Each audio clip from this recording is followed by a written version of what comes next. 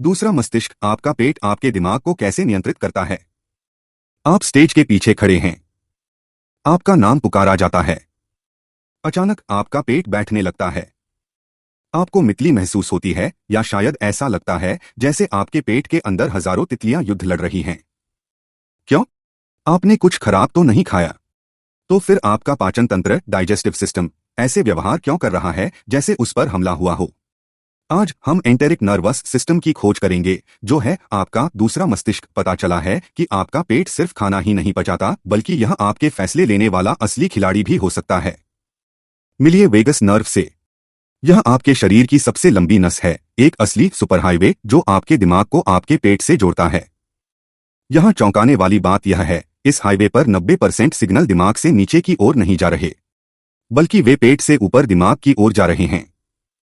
आपका पेट लगातार आपके दिमाग को आपके मूड, आपके तनाव और आपकी सुरक्षा के बारे में टेक्स्ट मैसेज भेज रहा है। जब आप घबराए होते हैं तो आपका दिमाग नीचे खतरे का संकेत भेजता है, जिससे पाचन रुक जाता है ताकि लड़ने के लिए ऊर्जा बचाई जा सके। वही तितलियों वाली भावना, बटरफ्लाइज, है। आपका पेट सचमुच बीच में ही अपना काम रोक देता है। आप सिर्फ आप नहीं हैं। आप खरबों सूक्ष्मजीवों, माइक्रोब्स के लिए एक जहाज की तरह हैं। ये बैक्टीरिया आपके शरीर का लगभग 95% सेरोटोनिन बनाते हैं, वही रसायन जो आपको खुशी महसूस कराता है। अगर आपका यह बैक्टीरिया का जंगल असंतुलित हो जाए तो आपका सेरोटोनिन लेवल गिर जाता है। यही कारण है कि खराब खानपान वैज्ञानिक रूप से चिंता, एंजाइटी और डिप्रेशन से जुड़ा है। ये सूक्ष्मजीव आपके मूड की कठपुतली चलाने वाले असली मालिक हैं।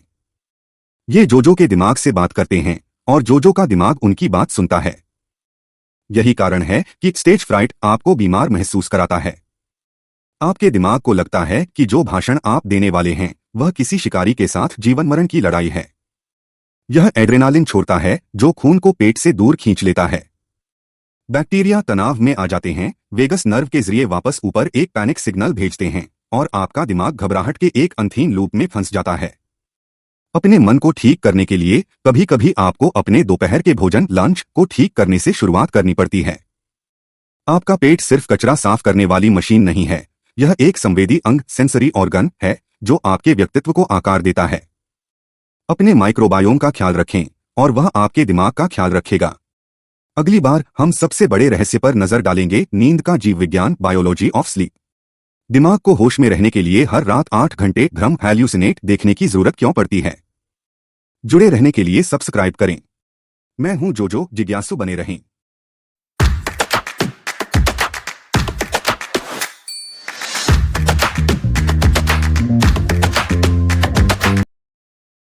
डर से मौत, आपकी रगों के अंदर छिड़ा सूक्ष्म युद्ध, माइक्रोस्कोपिक वॉर। हम सबने इसे महसूस किया है। वह ठंडा पसीना, दिल की तेज धड़कन और अचानक भाग जाने की तीव्र इच्छा। हम इसे डर कहते हैं। लेकिन सूक्ष्म स्तर, माइक्रोस्कोपिक लेवल पर डर सिर्फ एक भावना नहीं है, यह शरीर पर एक हिंसक रासायनिक कब्जा है। क्या वाकई किसी की डर के मारे मौत हो सकती है? या क्या आपके शरीर का सर्वाइवल सिस्टम जरूरत से ज्यादा चालाक है? आज हम उस गहराई में उतरेंगे जहां तक हम पहले कभी नहीं गए। जैसे ही आपका दिमाग किसी खतरे को भांपता है, अमेगडला आपकी एड्रिनल ग्रंथियों को एक हाई स्पीड सिग्नल भेजता है। नतीजा, एपिनेफ्राइन का सैलाब, जिसे हम एड्रेनालिन के नाम से जानते हैं। इन्हें नन्हे सैनिकों की तरह समझें। ये आपकी हृदय कोशिकाओं, हार्ट सेल्स से टकरा रहे हैं, उन्हें तेजी से और जोर से धड़कने के लिए मजबूर कर रहे हैं। ये आपके फेफड़ों को फैला रहे हैं ताकि ज्यादा ऑक्सीजन मिल सके। ठीक 3 मिनट के लिए आपका शरीर एक सुपरमशीन बन जाता है। लेकिन इस पावरअप का एक काला पहलू भी है। किसी भी मांसपेशी को सिकोड़ने, कॉन्ट्रैक्ट के लिए दिमाग कैल्शियम का इस्तेमाल करता है। लेकिन अत्यधिक डर के दौरान इसके द्वार खुले रह जाते हैं। इसे कहते हैं कैल्शियम का तूफान। अगर हृदय कोशिकाएं कैल्शियम को तेजी से बाहर नहीं निकाल पाती तो वे सिकुड़ी हुई ही रह जाती हैं। वे रिलैक्स नहीं हो पाती। इसी तरह इंसान की डर से मौत होती है। दिल धड़कना बंद कर देता है क्योंकि वह हिलने के लिए जरूरत से ज्यादा कस चुका होता है। यह एक सर्वाइवल मैकेनिज्म है जो कभी कभी गलती से खुद पर ही गोली चला देता है। तो फिर हम सब अचानक डरने, जंप स्केयर पर मर क्यों नहीं जाते? इसका श्रेय जाता है पैरासिम्पथेटिक नर्वस सिस्टम को। यह आपके दिल के एक्सेलरेटर के लिए ब्रेक पेडल का काम करता है। आपका दिमाग एसिटिलकोलिन नाम का रसायन छोड़ता है, जो कैल्शियम को शांत होने और दिल को अपनी लय वापस पाने का निर्देश देता है। जीव विज्ञान, बायोलॉजी, अराजकता और शांति के बीच का एक निरंतर संघर्ष है।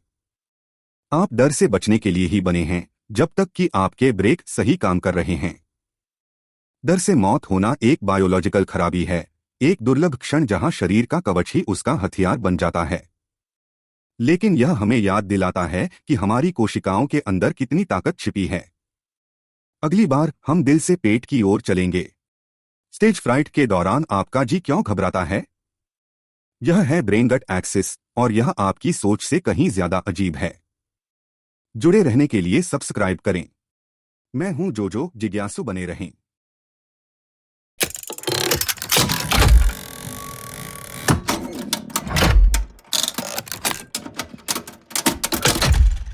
सपनों का जीव विज्ञान। आपका दिमाग पागलपन से बचने के लिए भ्रम क्यों देखता है? एक ऐसी दवा की कल्पना कीजिए जो आपको पंगु, पैरालाइज्ड बना देती है, आपको डरावने भ्रम, हैल्यूसिनेशंस दिखाती है और आपकी यादों को पूरी तरह से बदल देती है। अब कल्पना कीजिए कि आप वह दवा हर रात 8 घंटे के लिए लेते हैं। हम इसे नींद कहते हैं। यदि आप नहीं सोए तो आपका दिमाग अंततः टूट जाएगा। लेकिन क्यों? पृथ्वी पर सबसे उन्नत बायोलॉजिकल कंप्यूटर को काम करने के लिए बंद होने और सपने देखने की जरूरत क्यों पड़ती है? आज हम सपनों की दुनिया यानी ड्रीमस्केप में प्रवेश कर रहे हैं। रात की कार वॉश। जब आप सो रहे होते हैं तो आपका दिमाग आराम नहीं कर रहा होता, वह सफाई कर रहा होता है। मिलिए ग्लिम्फेटिक सिस्टम से। इसे अपने न्यूरॉन्स के लिए हर रात होने वाली कार वॉश की तरह समझें। दिन के दौरान आपका दिमाग बीटा एमिलॉइड नाम का जहरीला कचरा इकट्ठा करता है। यदि यह रह जाए तो यह दिमागी धुंध, ब्रेन फॉग और अंततः अल्जाइमर का कारण बनता है। जब आप गहरी नींद में प्रवेश करते हैं तो आपकी दिमागी कोशिकाएं वास्तव में सिकुड़ जाती हैं ताकि यह नीला तरल उन विषाक्त पदार्थों, टॉक्सिन्स को धो सके। नींद कोई विलासिता नहीं है, यह एक बायोलॉजिकल सफाई कर्मी है। रेम थिएटर। फिर आती है रेम नींद यानी रैपिड आई मूवमेंट। यहीं पर सारे भ्रम शुरू होते हैं। आपका पॉन्स, दिमाग के तने का एक हिस्सा, आपकी मांसपेशियों को लकवा मारने का संकेत भेजता है ताकि आप अपने सपनों को हकीकत में न करने लगें। रेम के दौरान आपका अमेगडला, भावनाएं 30% अधिक सक्रिय होता है, लेकिन आपका प्रीफ्रंटल कोर्टेक्स, तर्क, बंद हो जाता है। यही कारण है कि आप सपने में उड़ सकते हैं और सोच सकते हैं, हाँ यह सही है। आपका दिमाग आपकी भावनाओं की ऑफलाइन प्रोसेसिंग कर रहा है, कठिन यादों से दर्द को अलग कर रहा है ताकि आप सुबह तरोताजा होकर जाग सकें। यादों का वास्तुकार। नींद वह जगह भी है जहां आप वास्तव में सीखते हैं। आपका हिप्पोकैम्पस आज आपने जो कुछ भी सीखा है उसे 20 गुना तेजी से दोबारा चलाता है और उसे कोर्टेक्स के लॉन्ग टर्म स्टोरेज में अपलोड कर देता है। यदि आप किसी परीक्षा के लिए पूरी रात जागते हैं तो आप मूल रूप से बिना हार्ड ड्राइव वाले कंप्यूटर पर फाइल को सेव करने की कोशिश कर रहे हैं। बिना नींद के यादें बस भाप बनकर उड़ जाती हैं। फैसला और आउटरो। हम इसलिए नहीं सोते क्योंकि हम थके हुए हैं, हम इसलिए सोते हैं क्योंकि हम जैविक प्राणी, बायोलॉजिकल बीइंग्स हैं जिन्हें निरंतर रखरखाव की आवश्यकता होती है। आपके सपने आपके मानसिक स्वास्थ्य की कीमत हैं। अगली बार हम दिमाग से हटकर डीएनए की ओर चलेंगे। बुढ़ापे का विज्ञान, हम बूढ़े क्यों होते हैं और क्या हम वास्तव में समय की घड़ी को रोक सकते हैं? जुड़े रहने के लिए सब्सक्राइब करें। मैं हूं जोजो, अच्छी नींद लें।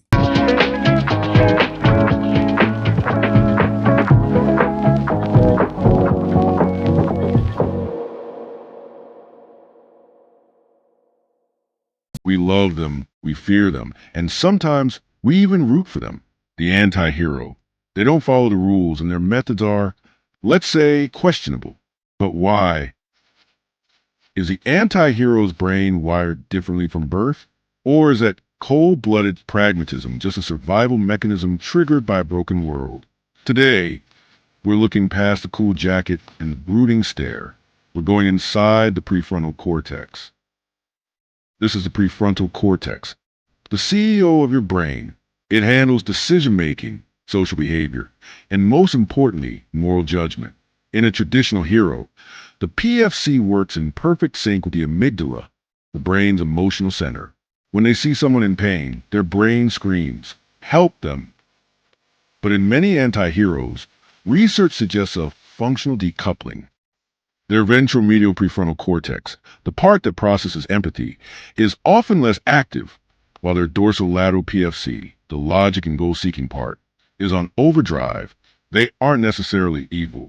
They've just traded effective empathy, feeling what you feel, for cognitive empathy, understanding what you feel so they can use that info to solve the problem. It's not that they don't care. It's that their brain prioritizes a mission over the emotion. So are they born this way? Some studies point to the MOA gene, often nicknamed the warrior gene, which can affect how the brain handles serotonin and aggression. But biology is rarely the whole story. Most anti-heroes share a common trait: early life stress. When a brain grows up in a high-threat environment, the PFC learns to deprioritize empathy to survive. We call this adaptive callousness. If your brain learns that feeling too much gets you hurt, it builds a shield. That coldness isn't a defect. It's a biological survival suit. A classic hero hesitates. They want to save everyone. But the anti-hero? Their PFC makes the utilitarian calculation in milliseconds. They'll pull the lever and sacrifice the one to save the five without blinking. This is why we find them so fascinating. In a world of complex problems, their brain is a specialized tool built the lesser of two evils. They do what we know is logical, but what our own empathy prevents us from doing. So, is the anti-hero a monster? Or just a human whose brain was forced to adapt to a world that isn't black and white? Biology gives them the tools, but their choices define the man. Next time, we're going microscopic. What happens to your biology when you're scared to death? Don't forget to hit that subscribe button to keep your human system updated. I'm Jojo, and thanks for watching. The next documentary will be on debunking violence.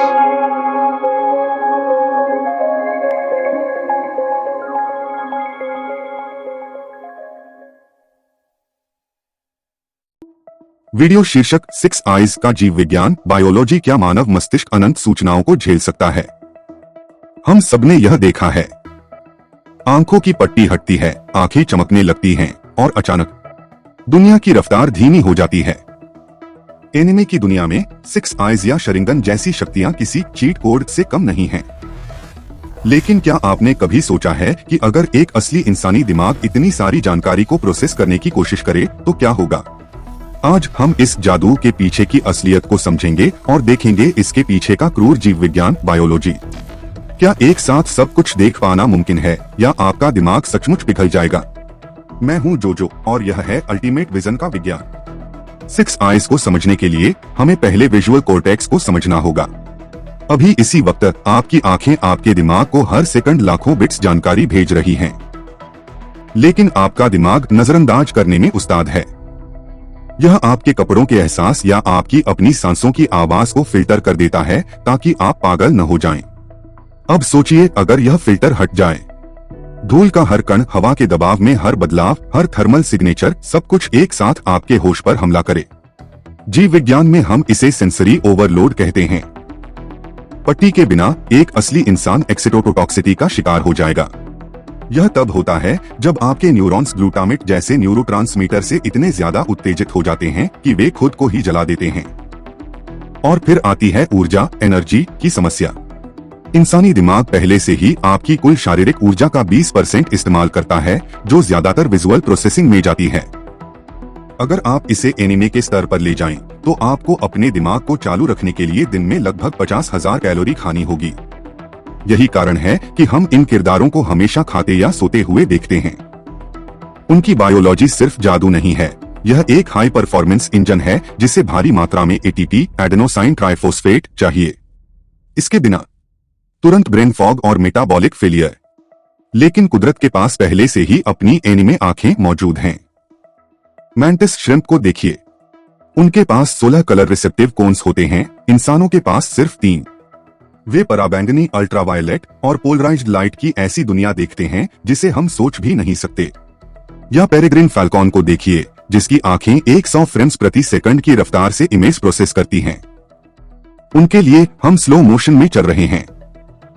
Biology हमें दिखाती है कि supervision मुमकिन है, लेकिन उसके लिए शरीर का उतना ही ताकतवर होना जरूरी है जो गर्मी और डेटा को संभाल सके। हम अभी उसके लिए नहीं बने हैं, कम से कम अभी तो नहीं। तो क्या 6 आइज संभव है? बायोलॉजिकली शायद, लेकिन इसके लिए आपको लिक्विड कूल्ड प्रोसेसर वाले दिमाग और ऐसी डाइट की जरूरत होगी जो एक एथलीट को भी रुला दे। अगर आपको ह्यूमन सिस्टम की यह गहराई पसंद आई तो सब्सक्राइब बटन जरूर दबाएं। अगली बार हम बात करेंगे एंटी हीरो की साइकोलॉजी पर। हमें वो विलेन क्यों पसंद आते हैं जो सब कुछ तबाह करना चाहते हैं। मैं हूं जोजो और मिलते हैं अगली डॉक्यूमेंट्री में।